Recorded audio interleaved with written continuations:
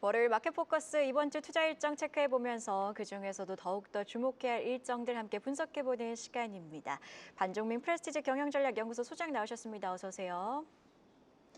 자, 소장님 이번 주도 좀 바쁜 한 주가 될 것으로 보이는데 먼저 월요일과 화요일 일정부터 짚어주시죠. 예, 금일 그 JYP 엔터 쪽에서 엠믹스 정규 1집이 발표가 됩니다. 그래서 이 내용이 그렇게 크게 영향을 있지는 않겠지만 그렇다 하더라도 반응을 좀 체크를 해보시는 게 좋을 것 같습니다. 그리고 두 번째로는 IMF 그 세계은행 연차 총회가 좀 개최가 되는데 여기에서 우리나라 기재부 장관이 한 15일 베선트 장관과 만날 가능성이 좀 있다라고 합니다. 그렇다 보니까 여기서 통화 스와프 관련된 내용들이 나올 수 있기 때문에 좀 반드시 체크를 해주시는 게 좋지 않을까라는 말씀 드리겠습니다. 그리고 LG전자 3분기 잠정 실적이 발표될 예정인데 만약에 이게 발표가 된다 한다면 매출액과 영업이익이 전년 동기 대비 좀 감소될 수 있다는 내용들이 있기 때문에 LG전자 실적에 대해서는 좀 반드시 체크를 해보시는 게 좋을 것 같고요. 일본의 경우에는 증시 휴장이다 보니까 이 점 좀 반드시 보시고 말씀드릴 수 있도록 하겠습니다. 네. 자, 이렇게 지금 월요일 일정 함께 확인을 해봤는데 3분기 실적 발표 일정도 좀 체크를 해봐야 될 것 같습니다. 오늘 같은 경우에는 언급을 해주신 것처럼 LG전자가 실적을 발표하고 다음 날이죠. 화요일에는 삼성전자의 잠정 실적 발표가 좀 예정이 되어 있는데 삼성전자 잠정 실적 예상치부터 좀 짚어주시죠. 삼성전자 잠정 실적 그 예상치를 보면 전체적으로 증권가 컨센서스 평균치를 좀 확인해 볼 수 있거든요. 그래서 매출은 대략 한 84조 원 정도 예측을 하고 있고요. 영업이익은 한 10조 원 정도 예측을 하고 있는데 매출이 좀 많으면은 아마 87조까지 나올 수 있다는 전망이 있긴 합니다만 일단 먼저 이제 내용을 봤을 때는 그래도 굉장히 좀 긍정적이다라는 말씀을 드릴 수 있을 것 같고요. 개인적으로는 생각보다 그 반도체 수출입 동향이나 여러 가지 내용들을 확인했을 때는 실적이 좀 더 잘 나올 가능성이 높습니다. 그래서 이번 실적에 대해서 주가가 더 많이 상승할 수 있는지 없는지는 이번 실적에 대한 잠재 실적도 봐야 되긴 하겠지만 추후에 이제 컨퍼런스 콜에서 어떤 내용들이 나오는지 좀 반드시 체크해야 되기 때문에 이 점 좀 반드시 파악하셔야 될 것 같고요. 4분기 실적에 대해서는 일단 좀 더 확인을 해봐야 되긴 하겠지만은 수출입 동향 데이터를 봤을 때는 이전에는 그 추석이든 명절이든 이번에 10월에 좀 껴있던 부분들이 있다 보니까 이게 얼마나 작용할지는 모르기는 하겠지만은 그래도 그 굉장히 좀 다이나믹하게 3분기보다 더 많이 나올 가능성은 그래도 좀 적지는 않은 것 같다라는 말씀을 드립니다. 그래서 연휴라는 게 영향이 좀 소폭 있을 가능성이 높기 때문에 4분기 때 만약에 그 예상치를 좀 접근을 하게 된다 한다면 3분기 정도의 실적과 유사할 가능성이 높다라고 보시면 될 것 같습니다. 지금 삼성전자 주가를 보면 금요일 종가가 94,400원입니다. 10만 전자를 기다리고 계신 분들도 참 많으실 것 같은데 사실 우리가 이런 경험이 있잖아요. 10만 전자를 기다리다가 오랫동안 5만 전자에 갇혀 있었기 때문에 추가적인 모멘텀이 얼마나 남아있는가 이에 대한 고민도 있는 것 같습니다. 상승 모멘텀은 좀 어떤 것들이 있나요? 먼저 이제 기업 개별 모멘텀보다도 이제 전체적인 그 글로벌 모멘텀을 좀 살펴보셔야 되는데 반도체에 대해서는 업황에 대해서 그렇게 크게 걱정은 없을 것 같습니다. 그래서 글로벌 빅테크 기업들이 대부분의 이제 계속 AI 쪽에 투자가 계속 좀 가속화되고 있거든요.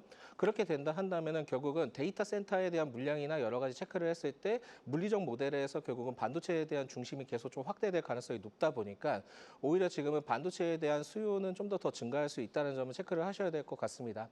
대표적으로 엔비디아가 뭐 AI, XAI에 투자와 관련된 내용들도 있었고 미 정부에서도 엔비디아 칩 UAE 그 수출 승인도 좀 있었고요. 또한 메타도 좀 AI 쪽에 투자를 하는 분위기를 봤을 때는 이 분위기가 쉽게 끝날 것 같지는 않다라는 말씀 드리겠고 AMD가 오픈 AI와 대규모 GPU 공급 계약을 좀 체결을 한 내용들이 좀 있기는 한데 이 내용을 살펴봤을 때 삼성전자가 좀 수혜를 받을 가능성이 높습니다. 그렇다 보니까 AMD의 AI 가속기에 HBM3 12단 제품을 삼성전자가 이전에 좀 공급한 이력들이 있다 보니까 여기에 대해서 수혜도 좀 있을 것 같고요. 그 다음 모델에 대해서도 HBM4에 대해서 누가 우선순위가 될지 모르긴 하겠지만 그렇다 하더라도 삼성전자에 대한 기대감이 좀 상당히 남아있기 때문에 모멘텀은 아직까지 많이 남아있다 보시면 될 것 같습니다. 그래서 글로벌 빅테크에 대해서 AI 투자와 관련된 내용들도 주요 포인트가 될 수 있긴 하겠지만 엔비디아와 관련된 내용들도 있고 AMD와 관련된 분위기를 봤을 때는 굉장히 좀 삼성전자에 대한 기대감이 아직까지 남아있다라고 보시면 될 것 같습니다. 모멘텀이 충분히 남아있다 이렇게 진단을 해주셨습니다.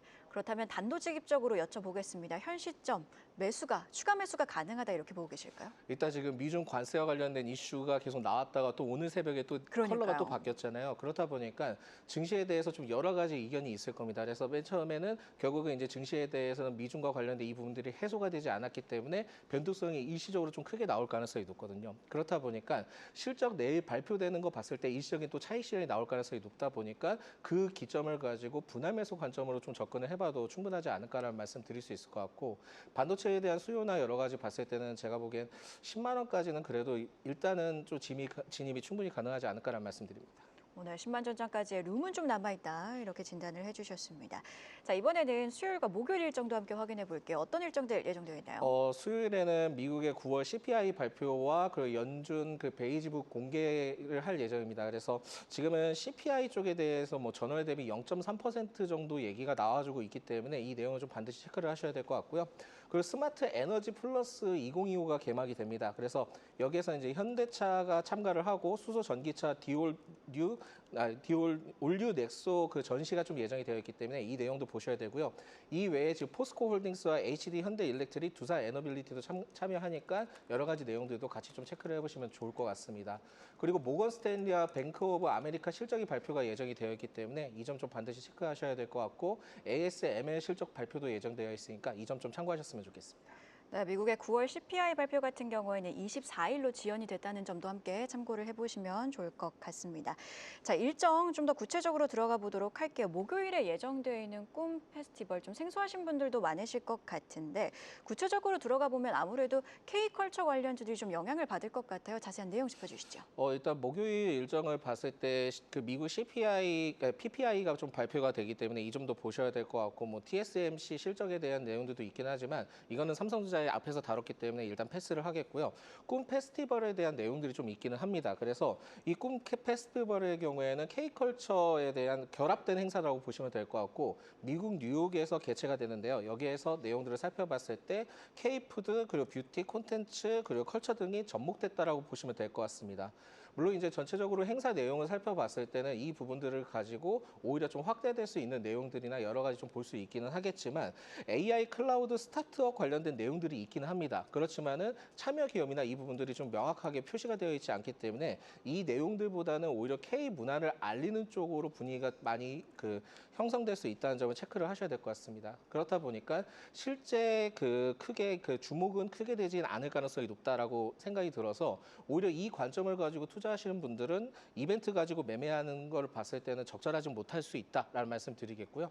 오히려 지금은 그 대응 방안들을 좀 살펴봐야 되는데, 중국 연휴 그리고 그 K컬처와 관련된 분위기를 봤을 때 중국 연휴와 에이펙 개최 그리고 중국 무비자 단체 관광들로 인해서 주목받을 것으로 좀 보이고 있기는 하지만 지금 미중 간의 그 갈등이 지금 명확하게 내용들이 명확하지는 않습니다. 그렇다 보니까 지금은 그 엔터나 그 컬처나 푸드나 이쪽 내용들을 봤을 때는 한한령 해제에 대한 기대감이 명확하게 나와주지 않는 이상은 당분간은 좀 체크만 해두시는 게 좋지 않을까라는 말씀 드립니다.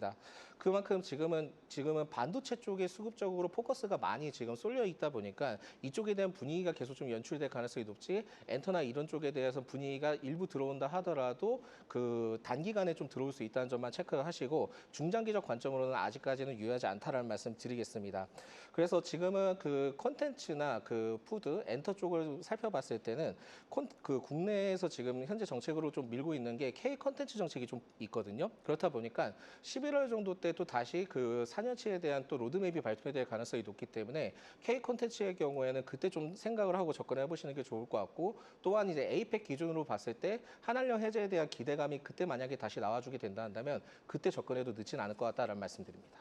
네, 마지막으로 금요일 일정도 함께 확인해 볼게요. 금요일 일정 짚어주시죠. 예, 미국의 옵션 만기일이 예정이 되어 있고요. 그리고 유럽의 그 종약 학회, 그러니까 에스모 2025가 개최됩니다. 그래서 에스모 2025를 좀 어느 정도 체크를 해보시는 게 좋지 않을까라는 말씀드립니다. 자, 지금 이 중에서는 유럽 종양학회 에스모와 함께 체크를 해보도록 하겠습니다. 4분기에 바이오주 모멘텀을 좀 체크를 해보자면 아무래도 미국의 금리 인하가 있겠고 여러 가지 학회들이 있을 텐데 이 유럽 종양학회에서 우리 기업들도 좀 임상 결과를 발표하는 것으로 알려져 있어요. 자세한 내용 짚어주시죠. 일단 3대 학술 그 대회이다 보니까 굉장히 좀 주목도가 있을 가능성이 높은데요. 특히 이번에 참가하는 기업들을 살펴봤을 때 루니카, 리가켐바이오 그리고 한미약품, 퓨처캠 피크림 등이 좀 참석을 합니다. 그래서 각각 여기에 대해서 여러 가지 발표 내용들이 있는데 그냥 간단하게 좀 말씀을 드리자 한다면은 리가켄 바이오의 경우에는 ADC 후보 물질인 LCB 14에 대한 임상 일상에 대한 중간 결과에 대해서도 좀 발표가 날 예정이고요. 포스터에 대해서도 한 4건 정도 발표될 예정이다 보니까 리가캠 바이오 쪽에 대한 분위기가 좀 형성될 수 있을 것 같고 퓨처캠에 대해서는 이제 전이성 거세 저항성 전립성 암 치료제에 대해서 국내 임상 이상 결과에 대해서 일부 포스터를 좀 발표를 한다라고 합니다. 그래서 이 두 기업의 경우에는 지금은 신규 접근으로도 좀 유효하다라고 볼 수 있는데 특히 리가캠 바이오의 경우에는 기술 이전 실적에 대한 기대감도 좀 어느 정도 있고요. 또한 파이프라인 확대와 투자 규모가 확대된다는 점을 봤을 때는 아직까지는 모멘텀이 충분히 남아있다라고 보시면 될 것 같아서 리가캠 바이오의 경우에는 관심을 가질 필요가 있을 것 같고 그리고 퓨처캠의 경우에는 국내에서 관련된 전립선 암 관련된 부분에 대해서 조건부 허가를 목표로 임상 상사에 대한 본격적으로 좀 추진할 예정이라고 합니다. 그렇다 보니까 여기에 대해서 모멘텀도 있기는 하지만은 임상 관련된 모멘텀을 봤을 때는 계속 좀 유지가 될 것 같고 이 퓨처캠도 실적의 회복에 대한 기대감이 상당히 남아있기 때문에 이 두 기업은 지금 현재 시점에 주가를 봤을 때도 신규 접근이 충분히 가능하지 않을까라는 말씀드리겠습니다. 이에 지금 한미약품을 좀 살펴보셔야 되는데 한미약품의 경우에는 HM97662라고 해서 유전자 발현을 조절하는 데 핵심적인 역할을 하는 단백질 EGH1 그리고 2가 있는데 그걸 동시에 억제하는 이중저해 기전에 대한 차세대 표적 항암 신약에 대해서 글로벌 임상 일상에 대한 부분들을 좀 공개를 한다고 합니다. 그래서 이 모멘텀을 살펴봤을 때는 기대감이 좀 상당히 있을 수 있는데 이 모멘텀보다 지금 한미약품에서 보셔야 될 거는 비만 신약과 관련된 내용들이 계속 있거든요. 그렇다 보니까 이 미국에서 최근에 이제 FDA 임상 일상 신청을 했다라는 내용들을 봤을 때는 신청을 진행했던 부분들을 봤을 때는 기대감이 좀 상당히 남아 있고요. 그리고 이제 근손실 보완 등이 이제 포함된 신약이다 보니까 모멘텀이 계속 살아 있을 가능성이 높습니다. 그래서 지금은 한미약품 좀 체크를 해보셔야 될 것 같고 내년 머크에 대한 메시 임상 이상에 대한 결과도 좀 기대감이 남아 있다 보니까 분할 매수 관점으로 한미약품을 좀 체크를 해보시면 좋을 것 같습니다. 네, 지금까지 프레스티지 경영전략연구소 반종민 소장과 함께 이번 주 일정과 함께 주목해야 할 일정들 한 발 더 들어가 봤습니다. 고맙습니다. 계속해서 다양한 경제 이슈를 알고 싶다면 구독과 좋아요, 알림 설정 부탁드립니다. AI 캐스터 권미정이었습니다.